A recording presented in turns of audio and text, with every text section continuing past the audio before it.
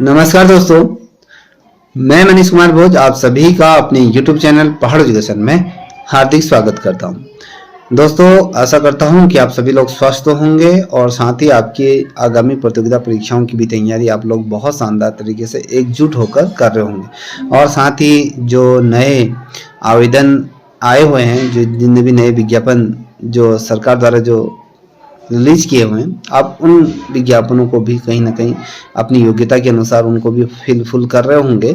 दोस्तों, आज जो मैं वीडियो जो बनाने का जो मेन उद्देश्य है, आप सभी को यह सर्वविदित है कि प्रवक्ता भर्ती परीक्षा का जो आयोजन होने वाला था, अब वो पोस्टपोन हो चुका है। अब उसमें एक नया विज्ञापन जारी होगा। अब ये विज्ञापन कब तक जारी होगा और इसकी परीक्षा की तिथि कब होगी, किस तिथि को इसको रखा जाएगा, ये अभी अटकलें हैं। तो इन अटकलों पर विराम तब लगेगा जब आयोग द्वारा इस पर नया विज्ञापन जारी कर दिया जाएगा। और साथ ही नया सिलेबस भी इसमें आएगा। और इसमें पूरी तरीके से क्या जो आपका सब्जेक्ट है, क्या पूरा सब्जेक्ट ही रहेगा या उससे लेकर अन्यतर कुछ इसमें और चीज़ें भी रखी जाएंगी, ये भी कहीं ना कहीं एक शंका का विषय है। और जितने भी अभ्यर्थी इस वीडियो को देख रहे हैं, तो मैं आपसे यही कहूँगा, जो पूर्व में आयोग द्वारा जो सिलेबस जारी किया हुआ था, जो मुख्य परीक्षा के लिए अगर मैं कहूँ सब्जेक्ट विषयवार की देखा हूँ, तो उसमें से पूरा सिलेबस आप देखते हुए चलिएगा। ये नहीं कि उसमें से पूरा सिलेबस हटा दिया जाएगा। तो महत्वपूर्ण जो अपना सब्जेक्ट है, उस सब्जेक्ट से तो पूछा ही जाएगा, इसमें कोई दो राय नहीं। तो आप अपनी तैयारी निरंतर करते हुए चलेगा, जिससे कि आपको आने वाले समय में अचानक अगर पेपर की तिथि आती है और साथ ही ये पता चलता है कि भैया अगस्त में तो विज्ञापन जारी होता है और नवंबर दिसंबर के आसपास अगर आपका पेपर हो जाता है, तो ये लेके चले कि अचानक बहुत बड़ा सिलेबस आएगा, तो उसको कवर करना बड़ा ही टफ चैलेंजिंग हो जाएगा। तो इसलिए अभी से ही आप अपनी जितने भी टॉपिक्स हैं, उन टॉपिक्स को क्लियर करते हुए चलिएगा। तो अब जो मेन मुद्दा है, तो ये मेन मुद्दा क्या है, जैसे कि आप सभी को ये भी सर्वविदित थी कि कल 12 तारीख को उत्तराखंड के ऐसे बेरोजगार युवा साथी भाई बहन कल देहरादून में जो पूर्व जो राज्य मंत्री रहे हैं रविंद्र जुगरान जी से ये मिले थे। और उन्होंने इस पर आश्वासन भी बच्चों को दिया है कि इस पर मैं सरकार के समक्ष इन चीज़ों को रखूंगा कि पद बढ़ोतरी के संबंध में तमाम अभ्यर्थी पदों को लेकर कि इसमें पद बढ़ने चाहिए, क्योंकि अभी विज्ञापन रिलीज नहीं हुआ है। विज्ञापन रिलीज होने से पहले ही अगर इसमें पदों को जोड़ दिया जाए, तो कहीं ना कहीं उन तमाम युवा बेरोजगारों के लिए भी कहीं ना कहीं एक अच्छी बात रहेगी और साथ ही उनके लिए भी मनोबल बढ़ेगा। और जैसे कि अभी वर्तमान समय में आपने देखा था कि 613 के आसपास जो पद थे, वो तो सिर्फ ऊँट के मुँह में जीरे के समान था। तो कहीं ना कहीं अभ्यर्थियों का ये कहना है कि लगातार प्रवक्ता भर्ती के अंतर्गत पदों के सापेक्ष अगर देखें, धीरे धीरे घटते हुए जा रहे हैं, जबकि पद बढ़ने चाहिए थे। तो धीरे धीरे क्या है, पिछले दफ़े से अगर देखें तो हमेशा पदों पर क्या है, कटौती होती जा रही, जबकि प्रवक्ता संवर्ग के अंतर्गत बहुत अधिक 3000 से ऊपर अगर बात करें 4000 के आसपास अभी पद रिक्त हैं। अगर इन रिक्त पदों पर भी अगर हम ये लेके चलें कि LT से प्रमोशन करके अगर ऊपर भेजा भी जाएंगे, तो कितने 2000 के आसपास 2200 के आसपास LT से प्रमोशन होना है। तो और अगर हम ये लेके चले कि 1300-1400 पद फिर भी बचते हैं, तो क्या इस दफ़े जो विज्ञापन जारी होगा इसमें पद बढ़ेंगे या नहीं, तो सबसे बड़ा प्रश्न चिन्ह ये है। जैसे कि आप सभी को ये ज्ञात है, जब कल जुगरान जी से जो बच्चे मिले थे, तो उन्होंने ये कहा था कि 2, 4, 5 बच्चों के आने से पद में बढ़ोतरी नहीं होगी। उनका कहना था कि भैया यहाँ पर संख्या बल ज़्यादा होना चाहिए, कम से कम 1000 या 500 बच्चे तो कम से कम गैदरिंग होनी चाहिए, कि इतने बच्चों के का समर्थन होना चाहिए, तब जाके पद बढ़ोतरी संभव हो सकती है। अब एक प्रश्न चिन्ह ये भी उठता है कि पूर्व में जब जुगरान जी से कुछ 10-15 बच्चे मिलने गए थे कि इसमें की सर जो स्कैनिंग भर्ती परीक्षा है इसको रद्द करने की मांग की गई थी, जब कुछ चंद बच्चों में जुगरान जी ने अपने अथक प्रयास के माध्यम से जब स्कैनिंग भर्ती परीक्षा को हटाने का प्रयास किया था, तो वो हट गई थी। तो जब कल उससे अधिक बच्चे गए थे, तो उससे ये भी संभव हो सकता है कि भैया पदों में बढ़ोतरी संभव हो सकती है। तो वहां पर ये नहीं कि भैया 1000-2000 बच्चे जाए तो इसी वजह से पदों में बढ़ोतरी होगी। अगर हो करने वाले होंगे तो 10 बच्चे जाओ या 50 बच्चे जाओ, 100 बच्चे जाओ तो भी होने वाली। तो मेरे तो समझ से परे है कि भैया वास्तव में अधिक से अधिक संख्या बल होने से क्या होगा। जब अभ्यर्थी बहुत बड़ी संख्या में जब धरना प्रदर्शन करते हैं, अभी आप लोगों ने देखा था पुलिस भर्ती में जब देहरादून पूरा तरीके से युवा बेरोजगारों से पूरी तरीके से छप गया था, क्योंकि कोने कोने में हर युवा बेरोजगार आपको देखने को मिला कि भर्ती में क्या उन्हें जो समय सीमा है उसको, जो उम्र सीमा है उसको बढ़ाने के लिए बात की गई। तो संख्या बल होने से क्या उस एज में बढ़ोतरी हुई? नहीं हुई। तो सरकार अपने अनुसार चीजें करेंगे। तो अगर जुगरान जी को जो प्रस्ताव दिया है वो प्रस्ताव के आधार पर भी वो पदों पर बढ़ोतरी का प्रस्ताव शासन स्तर पर दे सकते हैं, मुख्यमंत्री जी से भी दे सकते हैं।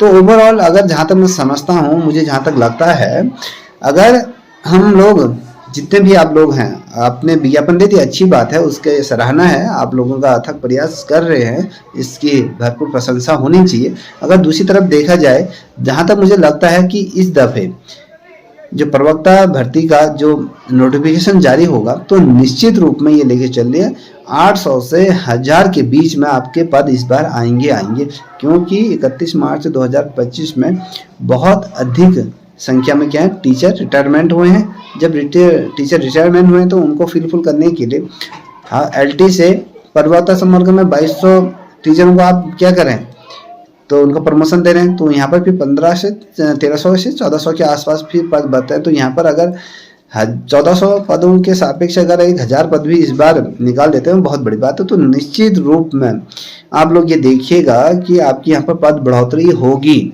अब जैसे प्रमुख विषय, जैसे पिछली दफे न्यूज़पेपर में भी आया गया था कि भैया जो प्रमुख विषय हैं जैसे मैथ हो गया, इंग्लिश हो गया, केमिस्ट्री हो गया, फिजिक्स है, बायो हो गया, इकोनॉमिक्स हो गया, आपके पॉलिटिकल साइंस हो गया, हिंदी हो गया, संस्कृत हो गया, जो प्रमुख विषय हैं इन विषयों के 400 से प्लस, अगर हम कहें 400 से प्लस ही हर सब्जेक्ट में क्या है प्रवक्ता नहीं है। तो अगर इस तरीके से अगर इनको भी जोड़ा जाएगा तो कम से कम 3800 पद तो ये यहीं पर निकल के समझ आते। तो इस बार कहीं ना कहीं आपको अच्छी खबर देखने को मिलेगी। निश्चित रूप में 1000 पद तो आपके बढ़ने तय हैं। अगर 1000 पद बढ़ते हैं तो आप लोग ये आश्वस्त हो जाइए कि आप लोगों को अब मेहनत करनी है। जैसे कि आप लोगों ने आपने लोअर PCS का भी पेपर दिया होगा, तो लोअर PCS में क्या स्थिति रही और हर सब्जेक्ट से रिलेटेड उसमें क्वेश्चन पूछेगा। अगर मैं कहूँ पॉलिटिकल साइंस के जितने भी अभ्यर्थी, क्या पॉलिटिकल साइंस के जितने भी अभ्यर्थी थे क्या उन्होंने वो प्रश्न सही करे?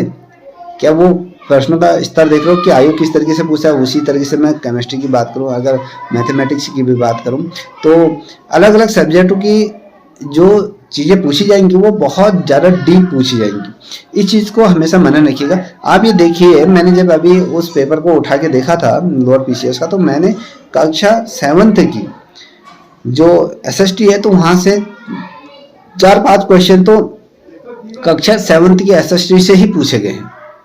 तो ये लेके चलिए कि आपके लिए जो सबसे ज़्यादा रामबाण जो किताबें रहेंगी वो आपकी NCERT रहेगी। कक्षा 6 से लेकर आपके लेके 12th तक की अगर आपने NCERT घोट कर पी ली, अभी समय है, घोटा जा सकता है, अगर ये पी ली तो सोचो निश्चित रूप में आप प्रवक्ता संवर्ग में अपना स्थान बना लोगे। और जो बच्चा सोचता है कि हाँ मैं कर लूँगा, आज पढ़ूंगा, कल पढ़ूंगा, ये करूँगा, तो वो ऐसी तरीके से जो अगली भर्ती आएगा तो उसमें भी अपना फॉर्म फिलअप करेगा, निश्चित रूप में ये तय है। और जो ये बच्चा सोच के चलेगा इस बार के बाद मुझे कभी भी प्रवक्ता या LT का फॉर्म नहीं बनना है, तो निश्चित रूप में ऐसे बच्चों का सिलेक्शन होगा। तो ये लेके चलिए, तो इस बार आपको आर पार की आपके सामने ये लड़ाई है। आने वाले समय और ज़्यादा विकट होगा, क्योंकि पीछे से अधिक पढ़े लिखे बच्चे आ रहे हैं जिनका दिमाग बहुत शार्प है। अब मैं मान लो 35 से ऊपर के जितने भी अभ्यर्थी हैं, क्या वो 25-26 साल के जो अभ्यर्थी हैं क्या उनको टक्कर दे सकते हैं? वो पढ़ाई में बहुत ज़्यादा तीव्र है। जैसे जैसे उम्र बढ़ती है हमारा बौद्धिक विकास भी उतना ज़्यादा नहीं हो पाता है। हमारा जितना हमने पढ़ा है वो भी हमारे पूर्व का ज्ञान वर्तमान समय के ज्ञान के साथ उसका क्या होता है मिलन नहीं हो पाता है, कि जो हमने पूर्व में पढ़ा था वो याद ही नहीं हो पाता। तो कम से कम आप अपनी रणनीति बनाइए, एक टॉपिक को उठाइए, टॉपिक के अनुसार उनको पढ़ते हुए चलिएगा, मगर आपको डीप तो पढ़ना ही पड़ेगा। बिना डीप पढ़े हुए आपका सिलेक्शन होने की चांसेस ना के बराबर है। अब ये लेके चले कि आयोग जो पेपर सेट कर रहा है, अगर बेसिकली लोअर पीसीएस का अगर हम पेपर उठा के देखें, जो यूपीपीएससी की अगर मैं बात करूँ, यूपीपीएससी हो गया या फिर यूपीएससी के जो पेपर का स्तर होता है, जिस तरह के वहाँ पेपर सेट किए जाते हैं और साथ ही प्रश्न जो रखे जाते हैं, तो उसी तरीके के प्रश्नों का समावेश स्वरूप हमें यहाँ पर लोअर पीसीएस में देखने को मिला था। तो लोअर पीसीएस में अगर ऐसे प्रश्न देखने को मिलेंगे तो निश्चित रूप में जब आपका सब्जेक्ट का पेपर आएगा, तो सब्जेक्ट का पेपर निश्चित रूप में इस बार बहुत ही ज़्यादा मुश्किल रहने वाला है, बहुत डीप पूछा जाएगा, इतना तय है। जितना डीप पढ़ सकते हो तो उतना पढ़िए, और ऐसे यूट्यूब चैनल का चयन करिए जहां पर आपको लगता है कि ये अच्छा पढ़ा सकते हैं, ठीक है। तो और सेल्फ स्टडी तो बहुत ही ज़्यादा महत्वपूर्ण है। अगर सेल्फ स्टडी आप लोग करते हो तो उससे अच्छी कोई पढ़ाई नहीं है। और याद रखिएगा, जितना भी आप पढ़ते हो उनके नोट्स बनाते हुए चलिएगा, दूसरों के नोट्स पे डिपेंड मत रहिएगा। अगर मान लीजिए कोई किताब है, मान लीजिए ये किताब है, अगर मैं इस किताब से नोट्स बनाता हूँ तो मैं अपने आधार से बनाऊंगा। मुझे जो चीज़ें इसमें महत्वपूर्ण लग रही हैं, जो मुझे समझ में आ रही है, मैं उस आधार पर अपने नोट्स बनाऊंगा।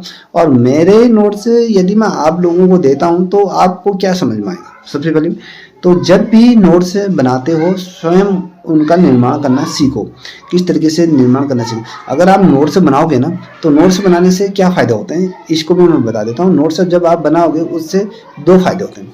एक तो आप वो चैप्टर को पूरी तरीके से पढ़ते हुए जा रहे हो, और दूसरा क्या है, उस चैप्टर से महत्वपूर्ण चीज़ों को आप क्या करो, संकलित कर रहे हो अपनी उस नोटबुक में, जो जिसमें परीक्षा होगी। एक तो लिख रहे हो, लिखने से भी याद होता है, और जिसमें परीक्षा के दिन निकट आएंगे तो उन किताबों से ना पढ़ते हुए आप उन नोट्सों को देखें, क्योंकि आपने जो महत्वपूर्ण फैक्ट हैं, प्रश्न हैं, उन प्रश्नों का समावेशी श्रृंखला आपने तैयार कहाँ करी है? अपने, जैसे आपने मान लीजिए ये रजिस्टर है, इस रजिस्टर में या फिर जो भी आपके रजिस्टर है उस रजिस्टर में आपने क्या करा, उसको संकलित कर लिया। उससे क्या क्या फिर रिविजन करने के लिए आसान हो जाएगा। तो याद रखिएगा, तो दूसरों के नोट्स में कभी डिपेंड मत रहिएगा।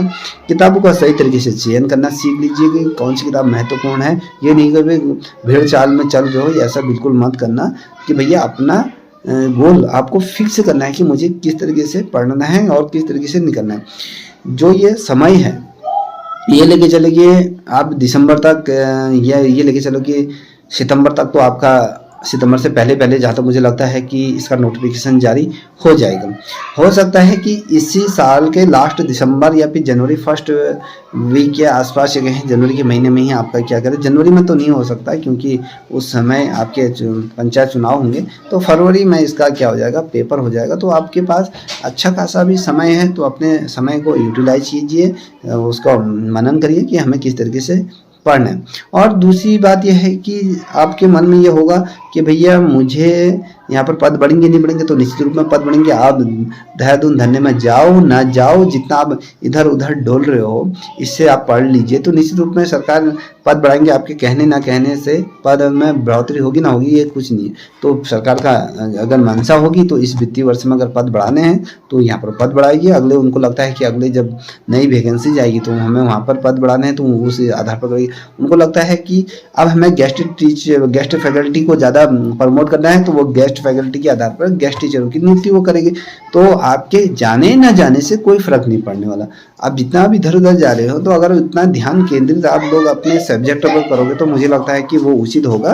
तो जो बच्चे जा रहे हैं उनको भी सपोर्ट करिएगा, ये नहीं कि उनको सपोर्ट मत करिएगा, वो पद बढ़ोतरी के चक्कर में जा रहे हैं, तो निश्चित रूप में आप लोग वहाँ पर उनका सपोर्ट करें, ठीक है। अगर आपको ये वीडियो अच्छी लगी हो तो मैं आपसे रिक्वेस्ट करूंगा कि इस चैनल को भी आप निश्चित रूप में सब्सक्राइब करेंगे और अपने दोस्तों को साझा करेंगे। तब तक के लिए इतना ही। जय हिंद, जय भारत, जय उत्तराखंड।